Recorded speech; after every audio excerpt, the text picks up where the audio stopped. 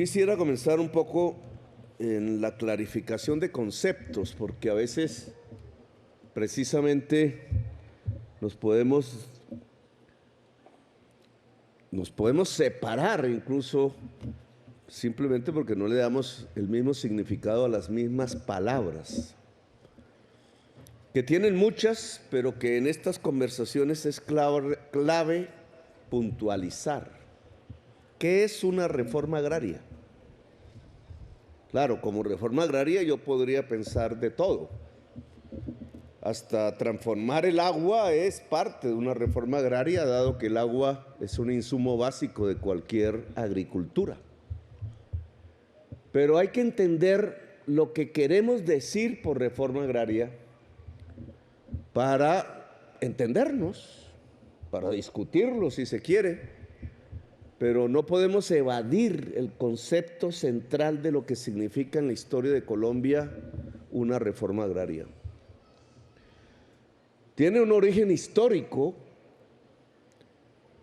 ¿Qué le pasó a las gentes que vivían aquí antes de los españoles? ¿Qué le pasó a las personas ya mestizas que se cruzaban sus sangres en la agricultura colombiana del siglo XVI, XVII, en la colonia? ¿Cómo nos fueron transformando en un pueblo de esclavos? Fue la esclavitud la mayor parte de la forma de producir riqueza en la antigua Colombia. Era el oro lo que buscaban, no era el sembradío del plátano. Por eso los españoles ubicaban era dónde podría haber el famoso y codiciado oro para extraerlo, y no lo extraían ellos mismos. Usaban el trabajo esclavo, al principio indígena, después negro, y así se fueron configurando algunas regiones de Colombia alrededor del trabajo esclavo y de recoger el oro. Yo diría que parte de Nariño tiene que ver con esa historia, la del litoral, la de la caída de los Andes hacia el litoral. Otras muchas regiones nacieron allí, municipios, pueblos, construidos alrededor de la esclavitud. Pero el pueblo indígena no era exactamente un pueblo que extrajera oro. Lo usaban a veces como adorno y eran buenos orfebres, pero era antes que nada un pueblo agricultor. Sabía del valor del alimento como cualquier pueblo del mundo, que si no se sembraba el maíz o la papa o el tomate de aquella época, los tubérculos, muchos de los cuales ya ni conocemos, porque se perdieron en la memoria sus fundamentos agrarios. Sembrar alimentos estuvo en el nacimiento de la Colombia del pueblo, incluso antes que cualquier español llegara a estas tierras. Sembrar la tierra. Y por eso desde entonces tenemos lo que podemos llamar un pueblo campesino. La inmensa mayoría de los colombianos somos hijas de campesinos o nietos de campesinos. El 90-95% de la población no hace más de un siglo era campesina y no estaba en los páramos, no estaba en el borde de los ríos, en las ciénagas que inundan cada vez que las lluvias crecen, no estaba en las pendientes sembrando a riesgo de la vida. Ese campesinado estaba en otros lugares. Éramos menos, claro, había mucha más tierra y espacio para la gente. Ese campesinado estaba en la tierra fértil, en los valles, en las tierras planas, en donde el agua corre con abundancia. Por eso aún si uno se va por helicóptero en la tierra de Córdoba, por ejemplo, al norte en el Caribe, encuentran esas tierras planas hoy usadas por los latifundistas y terratenientes, los surcos que hacían los indígenas en forma de pescado. Ellos estaban ahí, sus descendientes que después fueron campesinos estaban ahí, Y la pregunta es, ¿y por qué ahora están los terratenientes? Y la respuesta es histórica. Se leen los libros de nuestra historia que ya poco se enseña en los colegios, precisamente porque a nuestra oligarquía colombiana le da vergüenza la historia de Colombia, porque se demuestra su podredumbre, su egoísmo extremo, su violencia sanguinaria. Por eso quitaron la historia de los colegios, porque es que ahí aparece desnuda su alma. No están ahí los indígenas, no están ahí los negros que eran esclavos, no están los campesinos y campesinas, porque despojaron al pueblo campesino de su tierra con violencia, a machete, a caballo, con latigazos, con el cepo, después con las pistolas y luego con los fusiles. Lo que tenemos en la historia de Colombia es la historia del despojo de la tierra, el despojo del pueblo campesino de Colombia, porque después de la codicia del oro y sin dejar la codicia, acapararon la tierra fértil.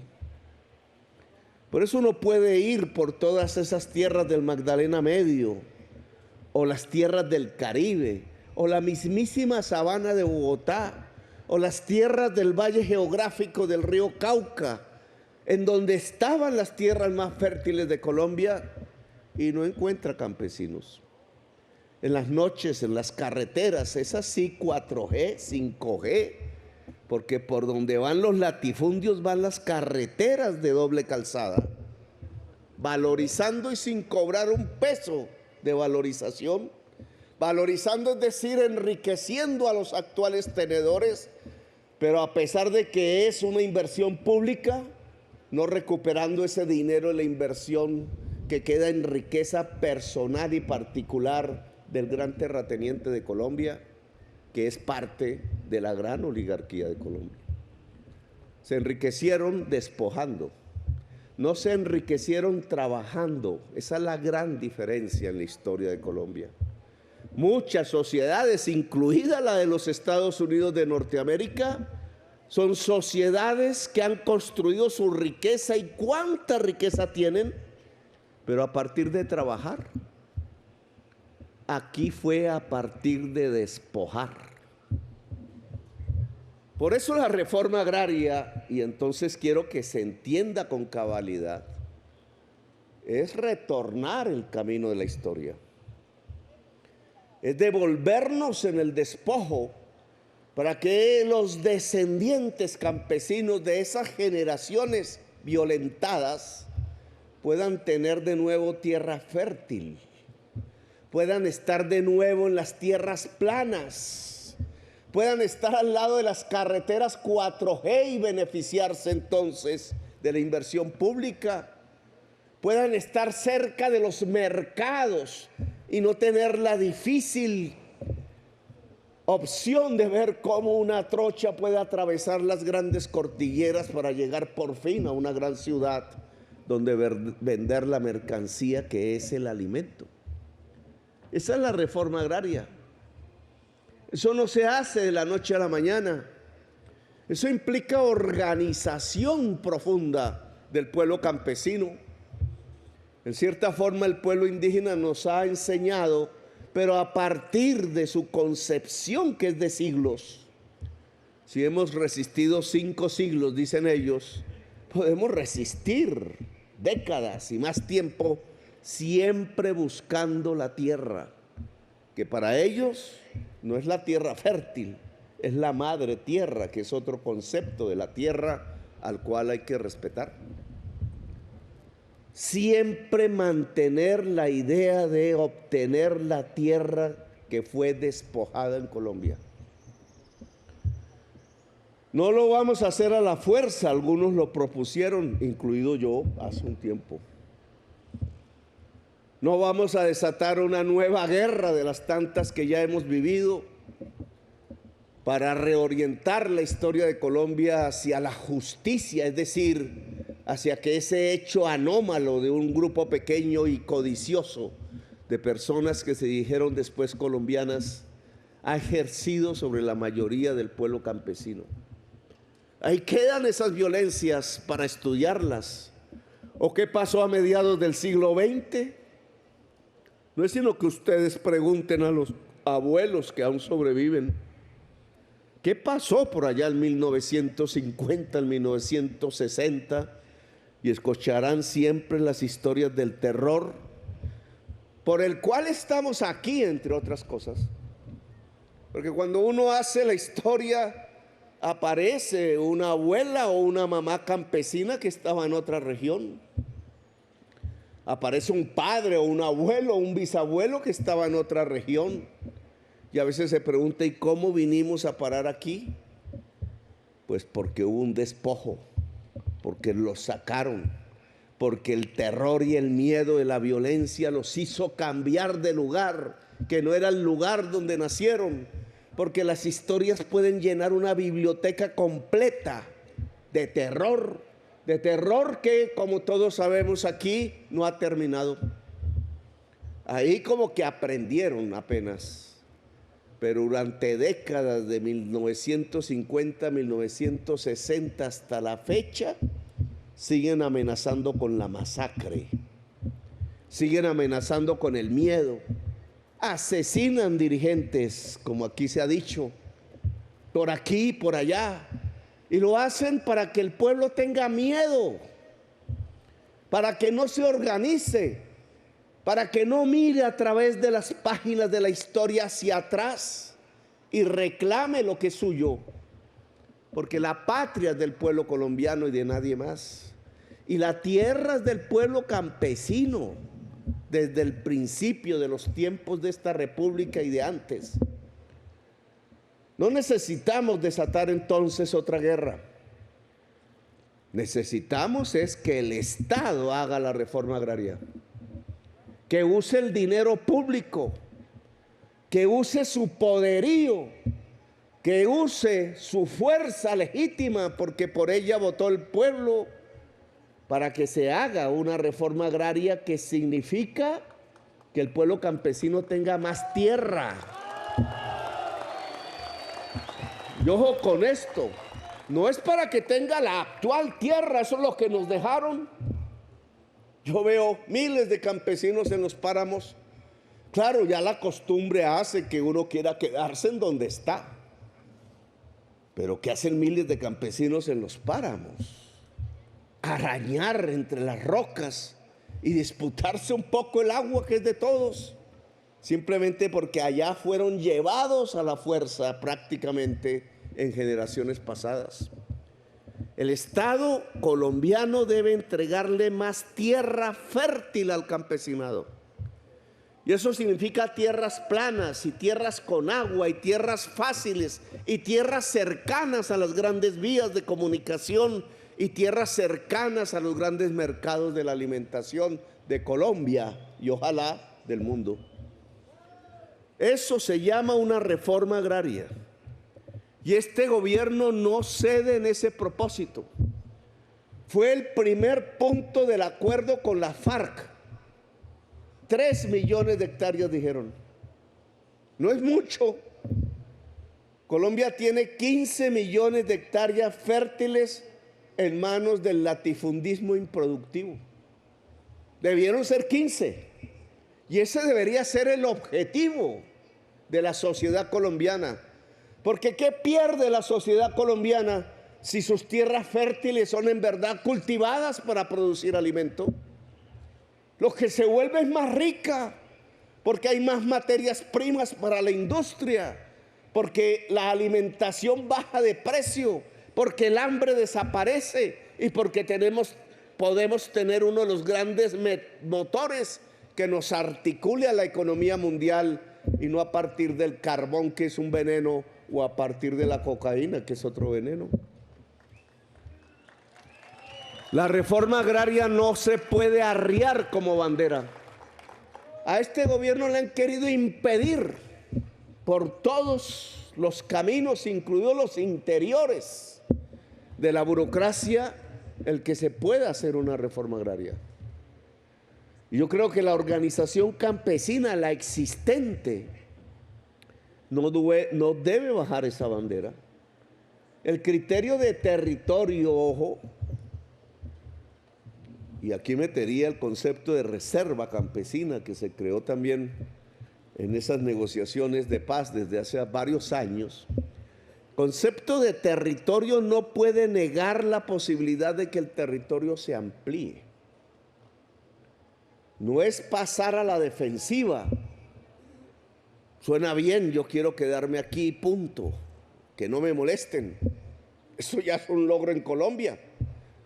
Que no venga de noche nadie a amenazar. Que se pueda, como decía la novela, pescar en el río. Pero es que tenemos que devolver la historia hacia la justicia. Si queremos en verdad desarrollarnos, si queremos en verdad ganar en calidad de vida, no volvernos como el dueño de Caracol que cada rato me está diciendo mentiras. No se trata de eso. Se trata de tener una vida digna. Es un concepto de riqueza un poco diferente al que tiene el jet set mundial de los ricos del mundo, que están destruyendo el planeta. Es vivir bien.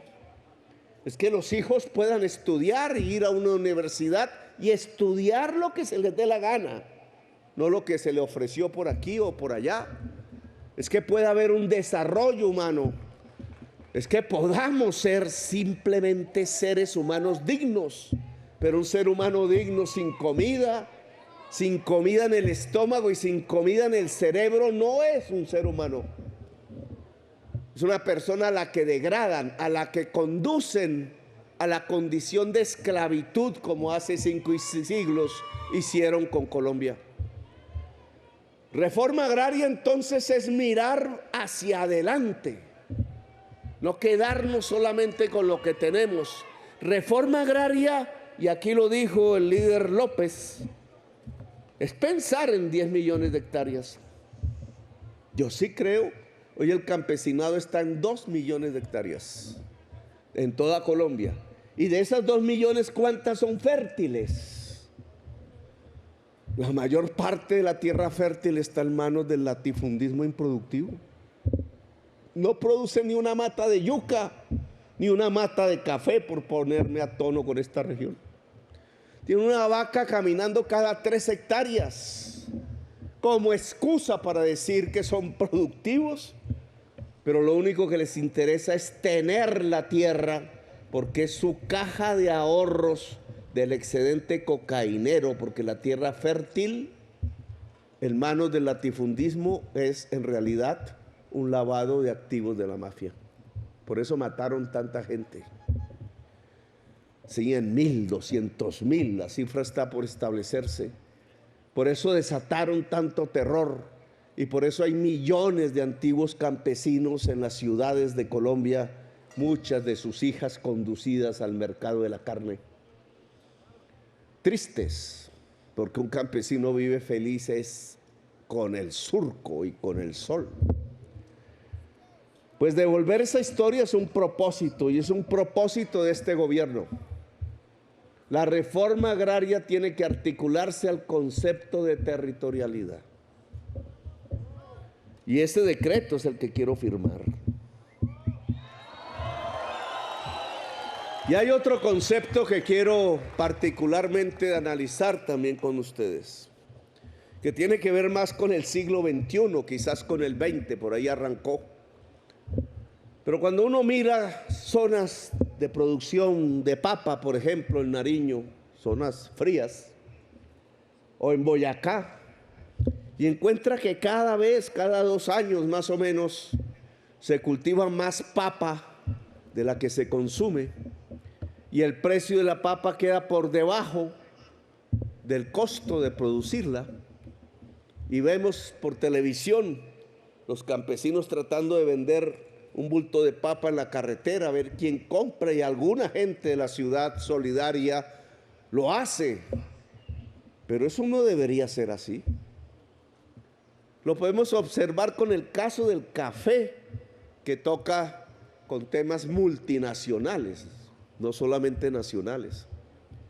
Si el precio del café baja en el orden internacional, es porque hay mucha gente cultivando café en el mundo. Pero hay un intermediario entre el productor del café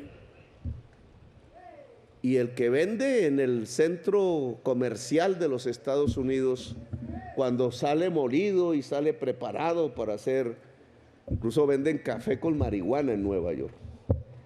¿Quién sabe a qué se abraza vaina? Café con cacao, café con perfumes, la industrialización del café.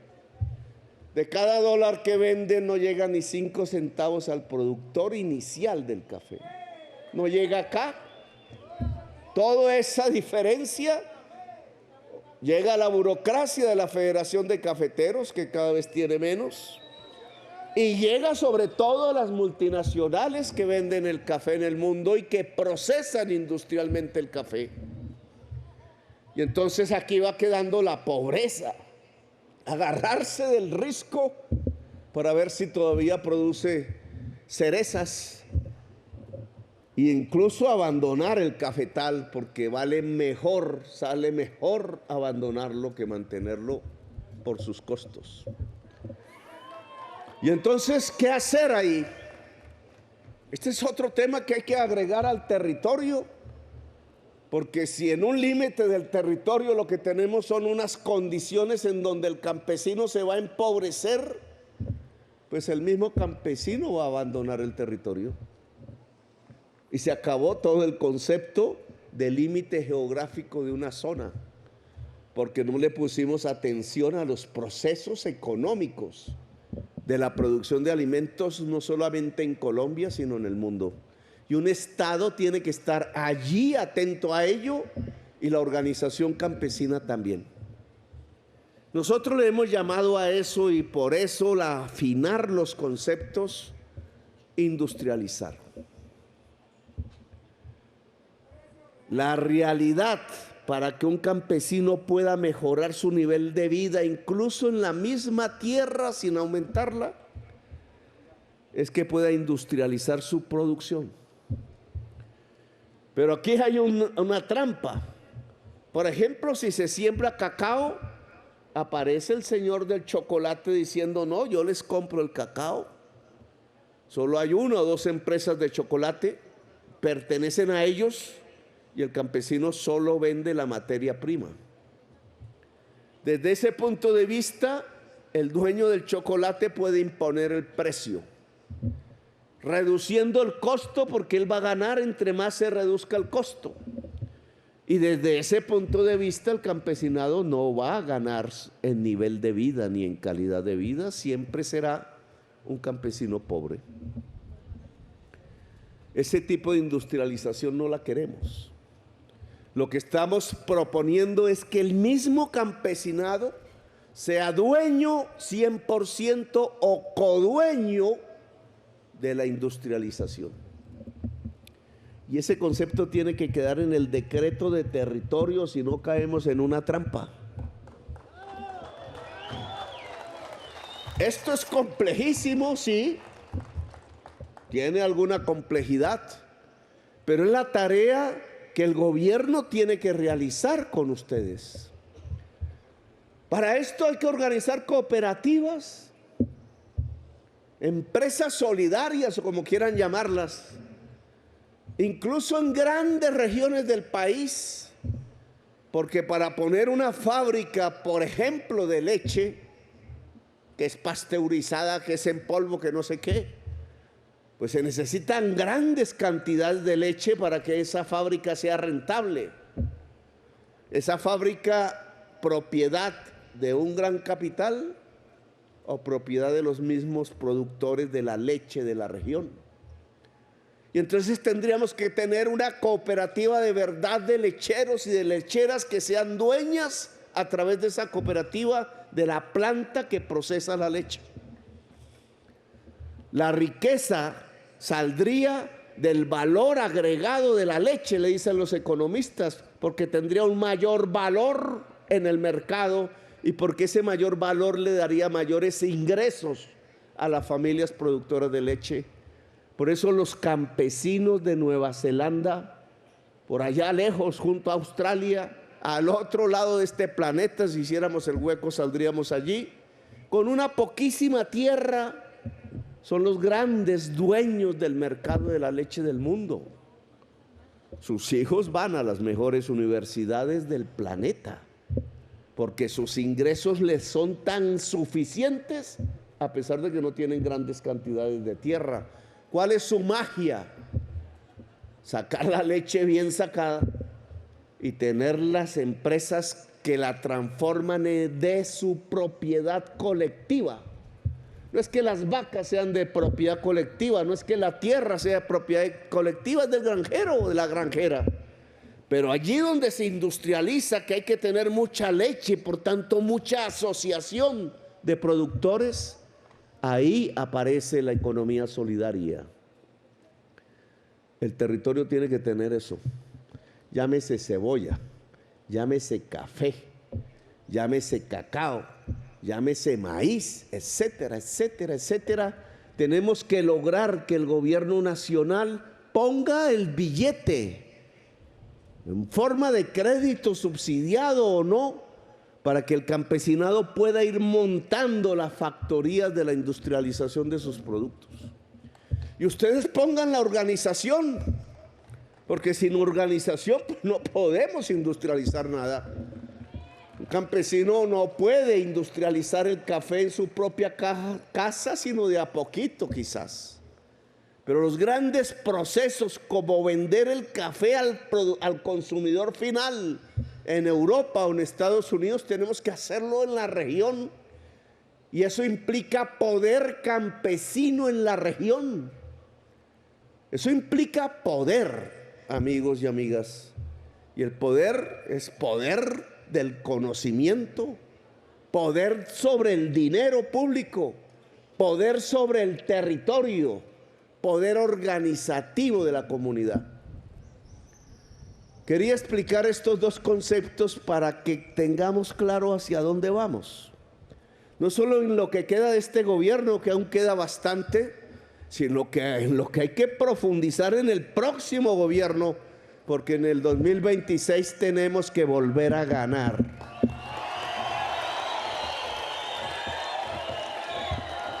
Ayer decían, fuera Petro, decían. Pues claro que voy a salir del Palacio de Nariño, si no me gusta ni 5. Ni más faltaba que me voy a ir de ahí. Pero ojo, ahí llega la fuerza progresista a profundizar la democratización de Colombia, la posibilidad de la paz. Ahí no podemos retroceder ni un paso. Ya cometí ese error en la ciudad de Bogotá y se tiraron el metro subterráneo. Ese fue lo único que hicieron, 9 años y todavía no empieza. Pero aquí no podemos cometer ese error. Aquí tenemos que crecer aún más, organizada y en número, para que sea contundente el triunfo del pueblo. Ellos gobernaron 200 años, nosotros llevamos 2. Y miren los entuertos que nos toca arreglar de la vagabundería que han hecho desde el gobierno nacional. Pero 2 no es suficiente. La oligarquía no saca a Petro del gobierno, porque lo eligió el pueblo y el pueblo va a volver a elegir. Y no se puede equivocar. Una Milei, como pasó en Argentina, ¿no? Bueno, qué chévere, que parece loquita, que está muy bien. Que mire qué chistes hace una o uno. Y después llega con el asadón encima de la cabeza y con la sierra eléctrica mostrándola. Aquí no volvemos a la esclavitud, aquí hay que profundizar la democracia. Por eso estos objetivos de reforma agraria, de industrialización del campesinado mismo y de su producción, del mejoramiento del nivel de vida, que entonces ya tiene que ver con las carreteras, que entonces ya tiene que ver con los centros educativos, con los saberes del campo, vueltos teoría científica, con las máquinas que cada vez aparecen más eficaces, pero que tenemos que dominar y no al contrario, que ellas nos saquen de la tierra. Toda esa complejidad tenemos que irla ahondando desde ya en los próximos 2 años y en la próxima década. Porque se necesita la transformación de Colombia. El territorio debe contener reforma agraria. Y hay que buscar, gobernador, yo sé que en Nariño no es tan fácil. Las regiones todas de Colombia son diferentes. Hay que tener con el Cauca los espacios de la reforma agraria, la ampliación de la tierra para el campesinado y el dinero que nosotros tenemos que poner para que eso sea posible. Y hay que tener los proyectos, no pensados en chiquito, sino los pequeños, los medianos y los grandes, de la industrialización de la producción campesina. De esto vengo hablando desde la campaña electoral.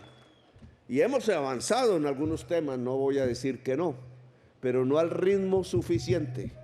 Y aquí tenemos que acelerar el paso, porque el tiempo de la historia no nos espera, tiene que ser ya.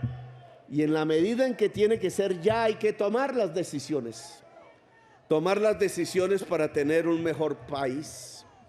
Ese decreto entonces debe tener los artículos pertinentes a la reforma agraria y a la industrialización de la producción integrada a la idea de territorio. Si tiene los 3, incluso inmediatamente lo firmamos.